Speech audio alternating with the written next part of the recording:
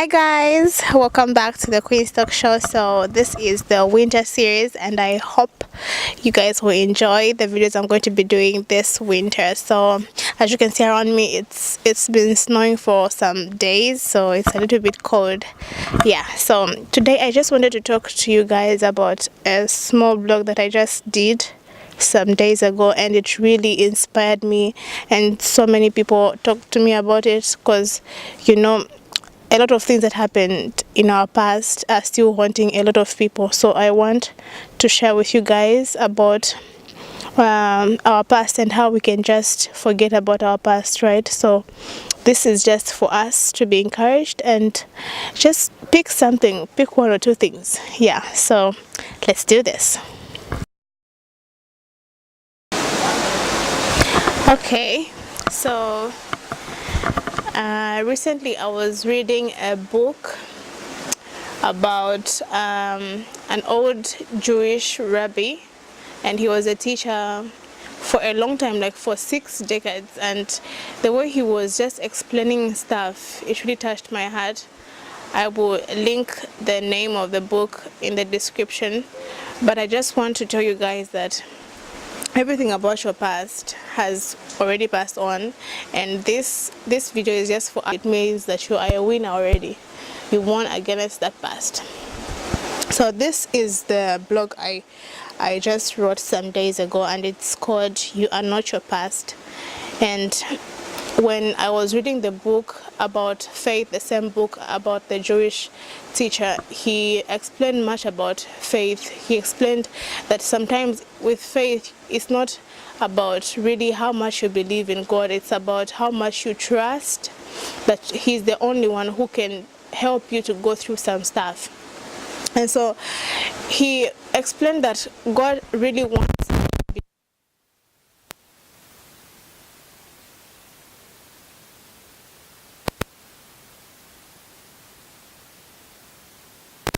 for example, the way we're talking about losing our past, forgetting about our past, we don't really need to read the Bible, like what is God saying about my past, how am I supposed to go through this and stuff like that. No, you just need to know that I believe in a God who fought with me in my past and who is willing to go through anything with me. So you just move a step closer to Him without really going through the Bible, reading and stuff, and that is faith.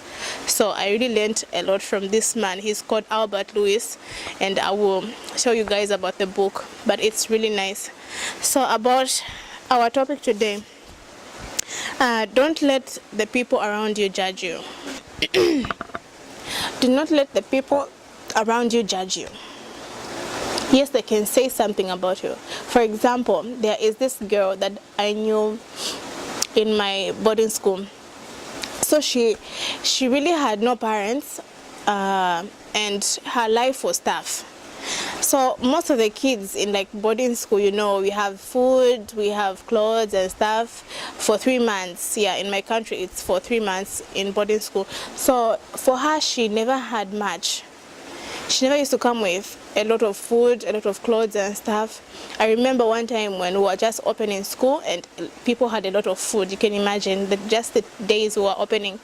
And for her, she only had 1 bar of soap and some tissue and just a few things, really. And it was sad for us to look at that, and we said, okay, let's share the things that we have. So when she grew up like that, she had that pain and hatred in her heart, but today she has made it in life, and I can say that God has really helped her in a lot of things. So if at all she believed that her past is going to hinder her from getting to where she is now, she wouldn't have had the things that she has, right? And so if you believe so much in your future, you will know that where I'm going should be better than where I'm coming from. Because even if you come from a place where you don't really have much, just because it is the place where you used to be, it doesn't mean that it is the place where you always have to be. You have to leave it behind. There's so many situations that we pass through, but if we take them with us all the time, we will not live to enjoy the life that God has given us. For example, the way we are in 2018, you know, people have got dreams, visions, plans. I'm going to do this.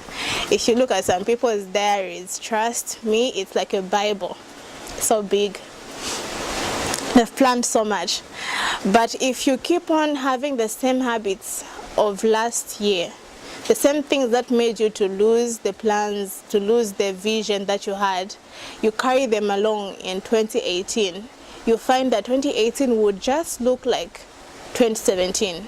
So you should be able to let go of your past. If there's something that did not work out for you in 2017, let it go.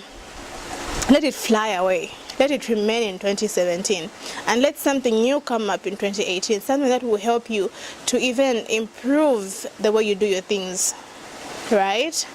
Like, for example, I love examples. So for example, you had a habit of always waking up at 10, always waking up at 10 hours in the morning.